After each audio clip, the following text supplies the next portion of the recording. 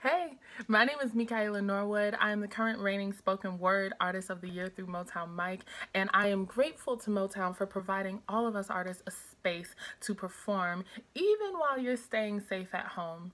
A fun fact, when I won last year, the winnings from that money was the exact amount that I needed in order to publish my first book of poetry. So more on that later, but right now, let's get to some poetry. This is my Motown-inspired piece called Dear James Gordy. Dear James Gordy, I hear your family turned out well, that you birthed a line of namesakes till it led to your great-grandson, James Jimmy Carter, who became the 39th president of these United States. I hear you had a wife who couldn't keep you doing right, so you went left, but only at night when you thought it was best to corner someone with black skin in the back of the cabin and then have them leave out like nothing just happened. Here, my great-grandmother got pregnant that way. Wikipedia would say you were just a farmer, but we all know that's code for you owned slaves. Here, you didn't like to teach us to read or write. Here, we could have easily taught you that what's done in the dark always comes back to the light, which is probably why I still hear your family turn out well. That you had another son named Barry who birthed his own line of namesakes till it led to your great-grandson, me, the best Barry of your wildest dreams. I hear I set them all out to dance in the streets.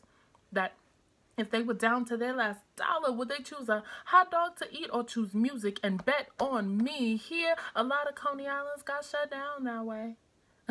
Also, here, Smokey's lyricism shut down the hate, racial gates broken down with the sound found here in Motown, but it couldn't stay because places like LA had to hear about that Marvin Gaye. Oh, and you know Chi-Town had to get down to that Jackson 5 sensation, and you know ATL always fell for them temptations. I hear that sound vibrations never die.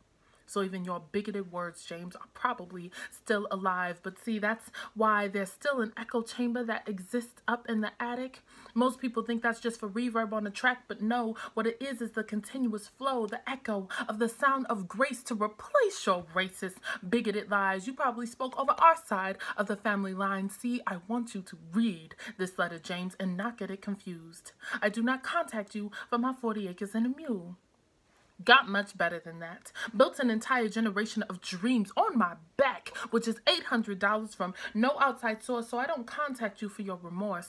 Or to compare me to my cousin Jimmy, because years from now, will people remember his presidential style or my Motown sound? 60 years of Motown down, so I don't contact to prove myself to you.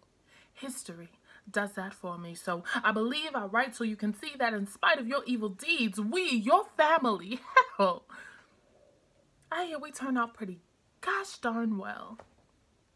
Signed, your great-grandson, the black one who effectively made your last name greater than you ever could. Barry Gordy Jr. You're welcome.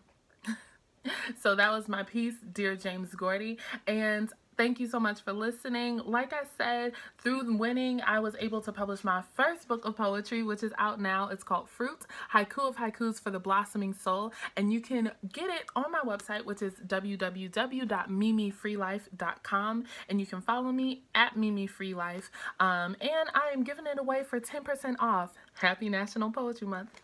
See ya.